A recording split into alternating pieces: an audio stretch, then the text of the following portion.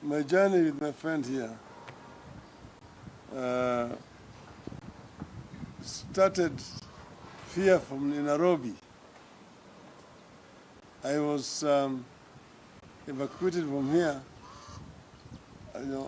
following first an attack by some goons who had been hired and they were following me. They attacked me in front of my house. And I was admitted at Nairobi Hospital following that attack. Then thereafter, I got an information that they were looking for me and they may harm me, as narrated in that story. So I took off. I was evacuated from here by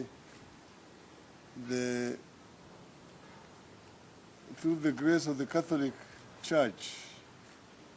One father, Father Makopio, and a Catholic nun, Sister Diane, from the United States. They took me on that journey.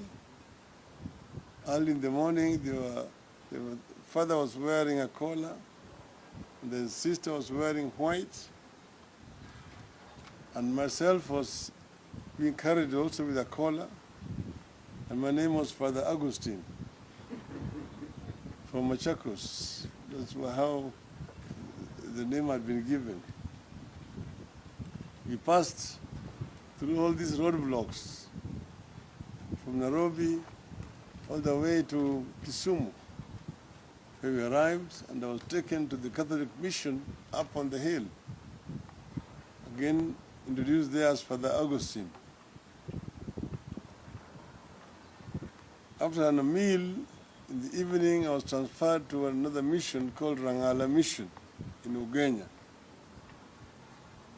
From there, I was taken home and kept in a house where nobody knew I was present. Then I was taken from there late in the afternoon to the beach, one of the deserted beaches of Bondo, called Sirongo Beach. From Sirongo, I boarded a makeshift boat. She was being paddled to an island called Dede Island. It's on Dede Island where I met Robert and the team. The guy who had organized this mission was called Hezron Orori. He's late now. And there were some Ugandans who were available, who had come by. These were businessmen. They were bringing timber and so on to Kenya, and then going back with the manufactured products. They would take clothes, they would take sugar, they would take mattresses and so on. So these are the people who now gave us a ride. And we were in that boat with my friend. I've never met him since that time up to today. And we traveled on that DG. It was night, so they were navigating using the moon and the stars. And we were traveling parallel to the shores until we passed what they call the Margate Island. And we sailed until we saw a boat which was moored in the lake, and we were told that was a Ugandan boat. So we're now in Ugandan waters. Because if you had been arrested on the side of Kenya, you'd be taken back. So after that, it started raining very heavily. And it was just an open boat. It was raining on us, and there was a sick woman we were carrying in the boat, So I took out my jacket I was wearing and I went and covered this sick lady. And we went like that until these guys, in that darkness, they managed to steer the boat right to the beach. It was about 20-mile long island, but they knew exactly where to dock. And we came out with the boat. We went up almost like a cliff to the village, and then settled in the village for a night. We were well received,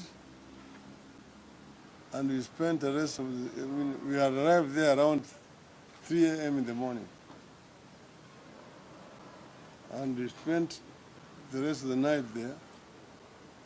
In the morning, we walked around the island. These guys set out to go and get me Ugandan papers.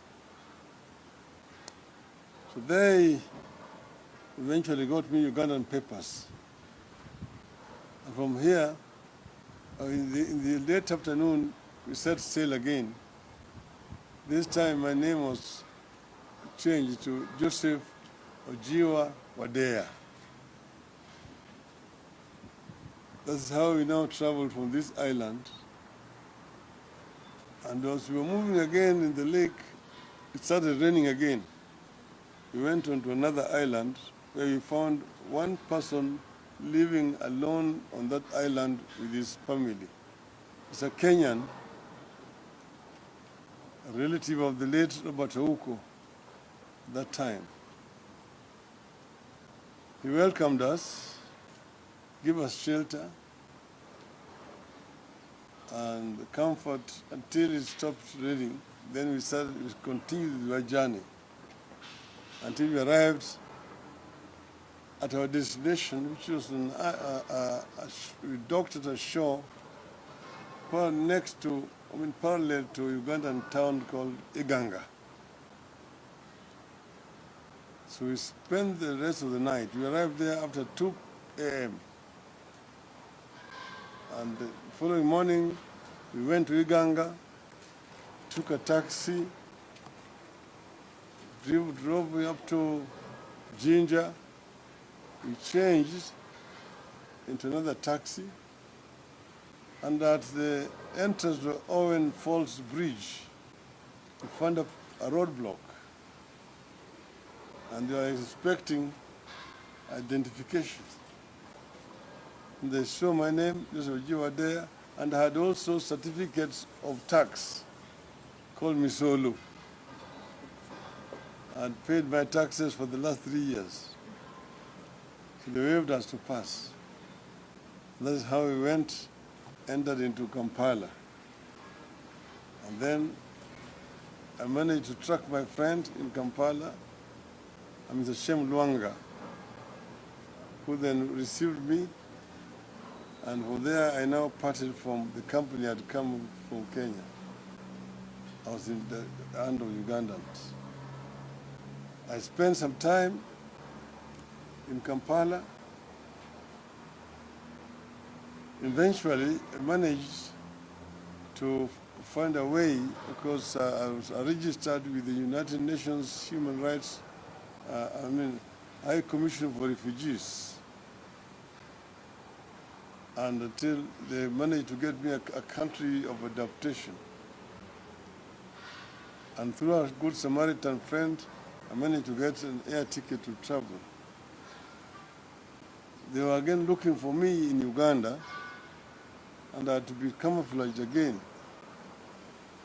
So here I departed as I was a Ugandan Muslim on a kanzu, and my name was now Haji Omar, a Muslim who was going on pilgrimage to Mecca. And that's how I boarded the plane from Entebbe to Amsterdam, and then on to Norway. So, but I'm very grateful to my friend to narrate this story.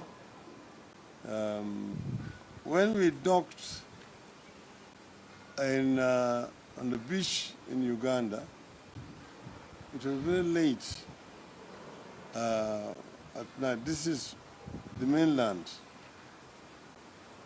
We went to a village where it was around 3 a.m. in the morning. We were taken to a hut to sleep. And there it was, there are a lot of mosquitoes.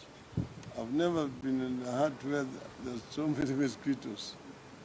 And there were big mosquitoes. We had to sleep. In the morning, these guys had brought bicycles because we were going to catch a bus, and the bus was about 15 to 20 kilometers away from where we were. So I was supposed to be carried on a bicycle, but the place was hilly, so I put my suitcase on the carrier, and I spent most of the time running, as I just ran all that distance to where the bus was.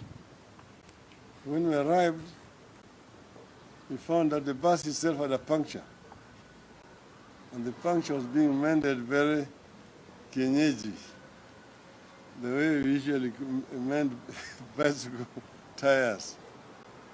They had removed the tube, pumped it, and then fixed the puncture.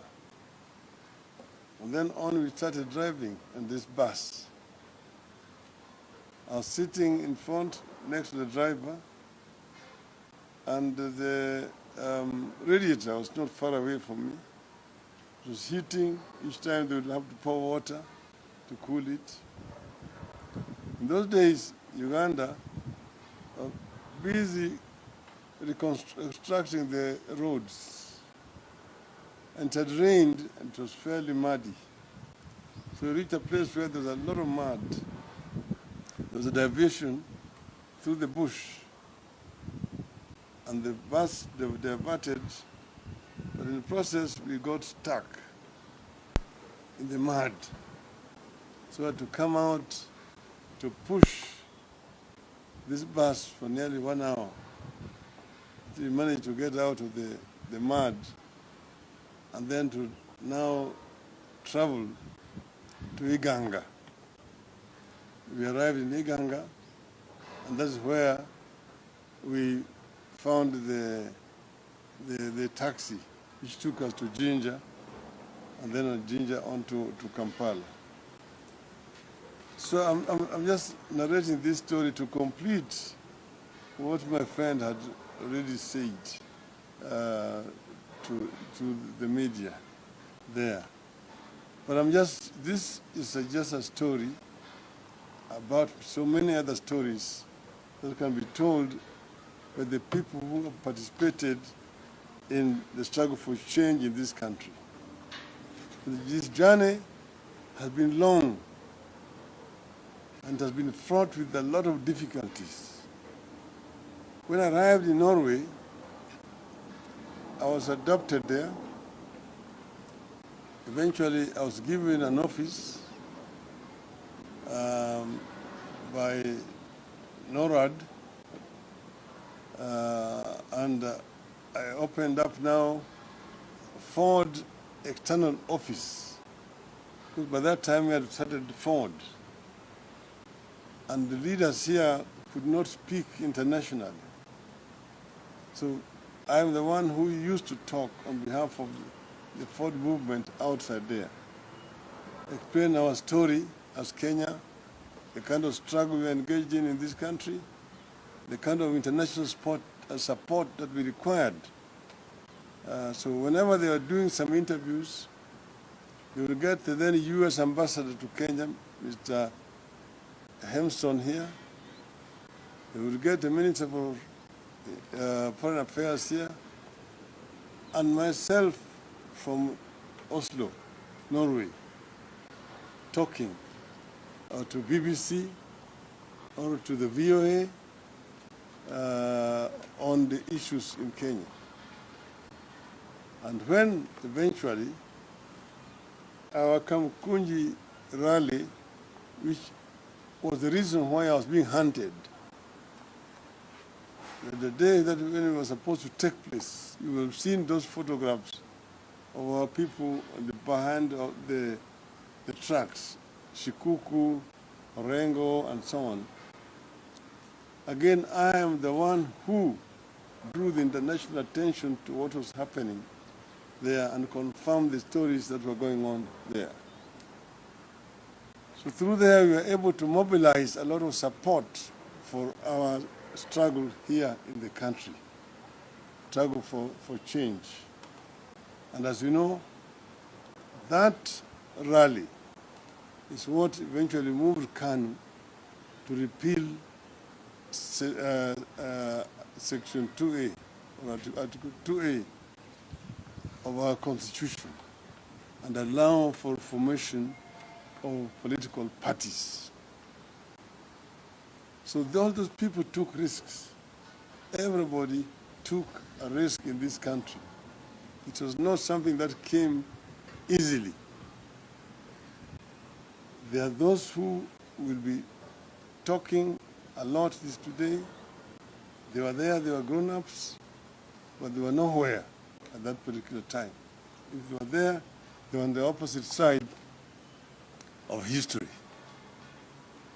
But I really want to take the opportunity to hail and congratulate those Kenyan patriots who paid very heavy price so that Kenya could be a democracy.